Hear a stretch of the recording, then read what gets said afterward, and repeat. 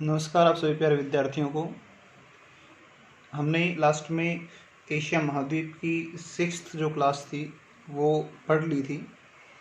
प्यारे विद्यार्थियों, आगे एशिया के बारे में बात करते हैं।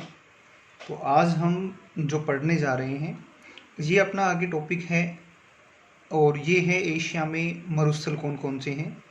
इन मरुस्थलों को लेकर बात कर लेते हैं। प्यारे विद्यार्थियों, मरुस्थलों की हम बात करें तो सबसे पहले एक मरुस्थल आता है और इस मरुस्थल का नाम है गोबी का मरुस्थल। एक मरुस्थल है और इसे कहा जाता है गोबी का मरुस्थल।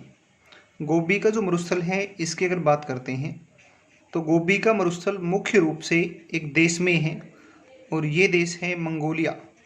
मंगोलिया देश है। मंगोलिया के साथ साथ इसका जो विस्तार है, इसका विस्तार कहाँ भी मिलता है? चीन में भी मिलता है, जो एक शीत मरुस्थल है। जो गोबी का मरुस्थल है ये एक शीत मरुस्थल है जिसका विस्तार मंगोलिया और चीन में भी पाया जाता है। प्यारे विद्यार्थियों, मंगोलिया जो है इसे कही जाती है एशिया की नब्ज।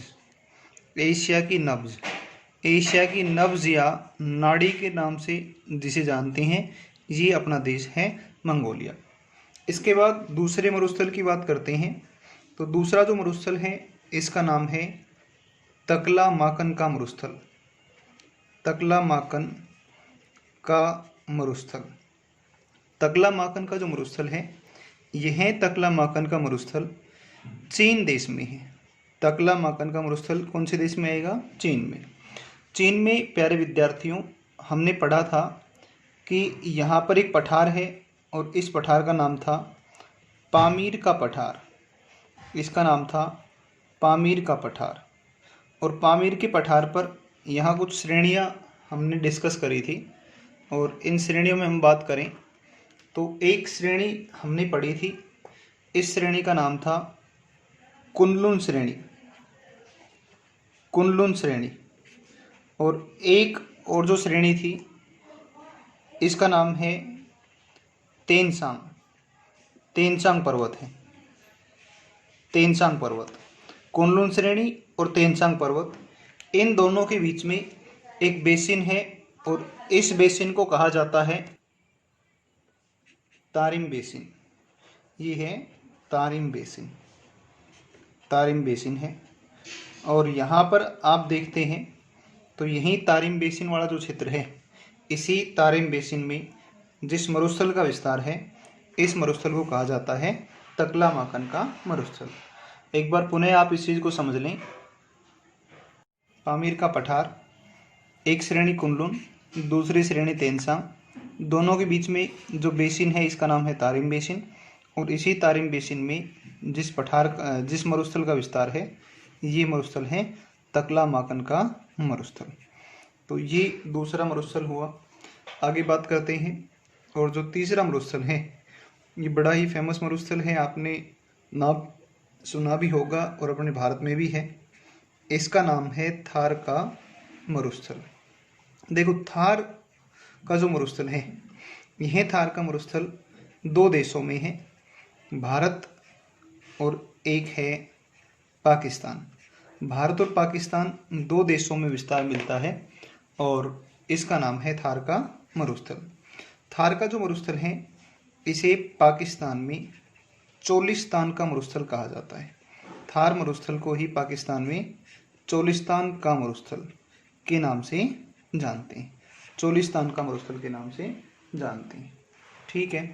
थार का जो मरुस्थल है, इसी थार का मरुस्थल से एक पवनें चला करती हैं और इन पवनों को हम लू के नाम से जानते हैं, जो एक शुष्क, गर्म एवं स्थानीय पवन है।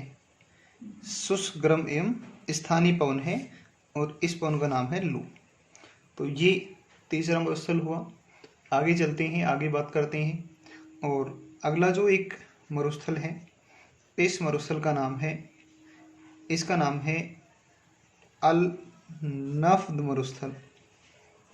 अल नफ्द मरुस्थल। अल नफ्द मरुस्थल।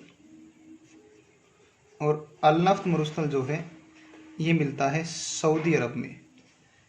ये है सऊदी अरब में।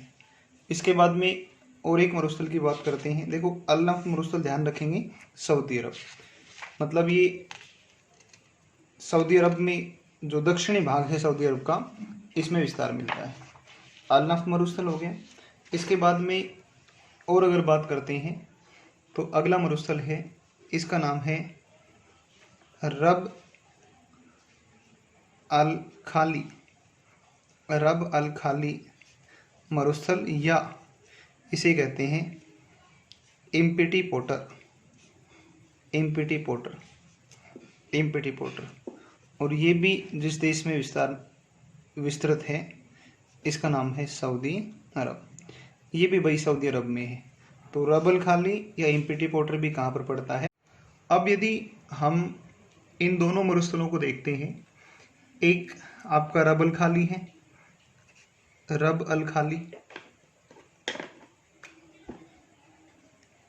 रब अल खाली, और भाई दूसरा है आपका, इसका नाम है अल नफ्द मरुस्थल। अल नफ्द मरुस्थल। इन दोनों मरुस्थलों को संयुक्त रूप से अरब मरुस्थल के नाम से या अरब का मरुस्थल के नाम से जाना जाता है। तो अरब का जो मरुस्थल है, इसके आप ये कहते हैं कि इसके दो भाग हैं, रब अल खाली या इम्पिटी पोटर, और दूसरा है अल नफ्द, या आप ये कह दें इसी बात को कि इन दोनों को संयुक्त रूप से किस नाम से जानते हैं, अरब मरुस्थल के नाम से जानते हैं। सऊदी अरब को अगर देखते हैं तो जो सऊदी अरब है, यह सऊदी अरब विश्व में सर्वाधिक पेट्रोलियम उत्पादन करने वाला देश है। तो विश्व में जो सर्वाधिक पेट्रोलियम उत्पादन है, ये सर्वाधिक पेट्रोलियम उत्पादन कौन सा देश करता है, तो विश्व में सर्वाधिक उत्पादन करेगा पेट्रोलियम का सऊदी अरब।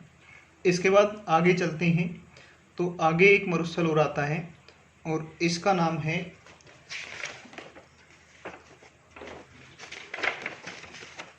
चार नंबर था, ये 5 नंबर था, 6 नंबर पर अगर देखते हैं तो इस मरुस्थल का नाम है दास्ते कबीर। दास्ते कबीर, दास्ते कबीर। ये जो मरुस्थल है, ये मरुस्थल जिस देश में है, ये देश है ईरान। ईरान, ईरान में। इसके अलावा और एक देखते हैं मरुस्थल, तो ये मरुस्थल है बयानवेलुत या दास्तेलुत। दास्तेलुत या बयानवेलुत, बयानवेलुत। और ये जिस देश में है, ये देश है ईरान। तो ये एक मरुस्थल है। इस प्रकार से ये कुछ मुख्य एशिया के अंदर हमें मरुस्थल मिलते हैं। आगे बात करते हैं, कुछ एक दो मरुस्थल और देख लेते हैं। एक और जो अगला मरुस्थल है, इसका नाम है कराकुम मरुस्थल। कराकुम मरुस्थल है। और भाई कराकुम जो मरुस्थल है, ये एक देश है तुर्कमेनिस्तान। तुर्कमेनिस्तान यहाँ पर स्थित है। इसके अलावा एक और बात करते हैं, ये मरुस्थल है नेगेव मरुस्थल। और नेगेव जो मरुस्थल है, ये पड़ता है इज़राइल में। ये इज़राइल में होगा आपका। तो ये बात कंप्लीट हो गई मरुस्थलों की। आगे हम बात करेंगे एशिया में जो प्रमुख संगठन हैं।